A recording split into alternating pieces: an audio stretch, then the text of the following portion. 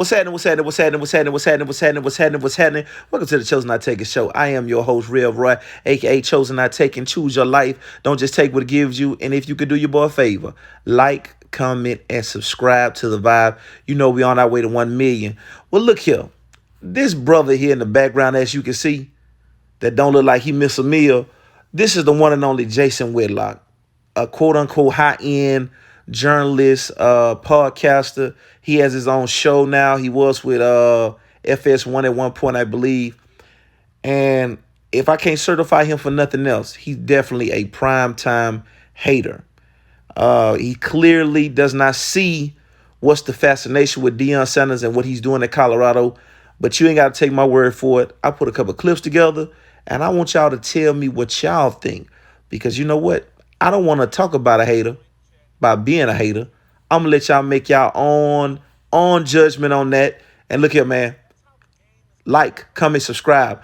I'm going to be back with some more commentary, but I'm going to let y'all see this first. You know what it is. Check this out. He's a brand with a blank check to buy a team. Let me be clear. I don't have a problem with it. That's how the game is played right now. That's how college football and college sports have collapsed from an ethics perspective, from a fairness perspective. That's the way the game runs now. Cut a check, buy coaches, buy players. Got it. I don't have a problem with it. My problem is with Deion and the people selling it as some sort of righteous, godly, black empowering movement. It's none of those things. It's a money grab by all parties, Deion and the University of Colorado. It's elitist and privileged. Very fascinating discussion about Deion Sanders. And Warren was this close to getting me to believe that Deion's going to be super duper successful at Colorado. I'm still not all the way bought in, but and it started because Brett Favre was like, "Oh, Warren would make a great coach," and I'm like, "Warren Sapp would make a great coach? Get out of here!" And Warren's been down with Deion at Colorado. You've seen it all firsthand. They pouring concrete. Just know this. Y'all, and Seth, I'm gonna lump you in, even though I don't know your thoughts. Y'all all probably think the Deion thing's gonna work. Warren, you start us off. I'm fully in, because the man is so consistent and patient with them young men, and then he surrounded himself with good coaches around him. It's not just him. It's not just him. If it was just him, I'd be like, Prime, you can't do this all by yourself, baby. You're a Florida boy, and I know we walk around with chips on our shoulders and think we walk on water, but that's just too much.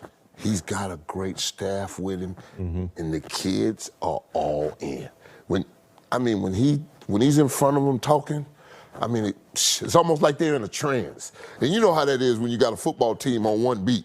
When you got a football team on one beat, we can do whatever we want to do because we're all rowing in the same direction. And when you have that as a football team, that's special. Yeah. I'm just telling you, he's a special individual leading a special group of men out there right now. And he brought it, and it's him. He brought them all. This is his. So I'm just telling what I saw with my own eyes. And if I didn't see it with my own eyes, I wouldn't have came home, got on a plane, went back to Dallas with him to TCU. I just great players, I don't think, make great coaches. Not always. Not always. Usually never. I don't think ever. Usually never.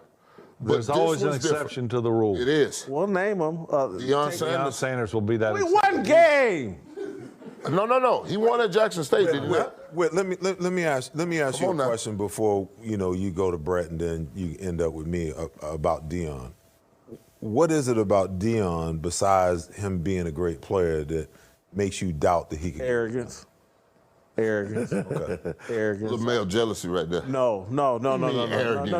Listen, I know what he did. You gotta have that supreme confidence that you can go out there and shut out 1/3 of the earth. I disagree. What do you mean? Warren, I've watched all you guys play, and I have tremendous respect. Didn't you finish runner-up for Defensive Player of the Year? And you guys are all special level players. I watched all of you play.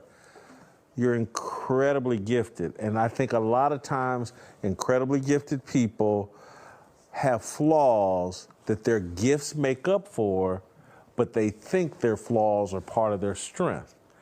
And Deion was not the greatest corner to ever play the game, in my opinion. That's fine. Because of his arrogance. God bless. Just because of his arrogance. No. I'm saying I don't think that's what made him great.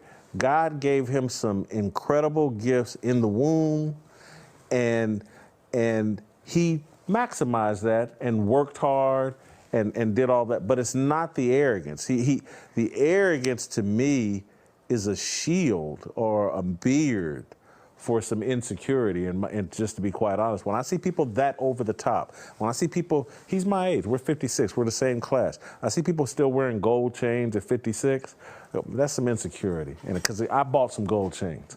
And I never wore gold chain in the beginning, but I got me a nice Cuban now. So tell me what you think. You think it's a little bit of haterism with this? Jason Whitlock, man, I don't understand what you got going on, but man, it's not looking good, man. It's just a clear example of brothers not want to see other brothers succeed and finding something to be skeptical about, something to judge, or something just to bring people down instead of just enjoying exactly what it is that God has done for Deion. You want to bring up spirituality and religion? Man, sometimes you just got to watch people be blessed. Well, look, man, that's my spiel on this hill. You know what it is, man. Like, comment, subscribe. And I got 3 things before I go. God loves you. I love you. And if we keep loving each other, the world's going to be a better place. One love.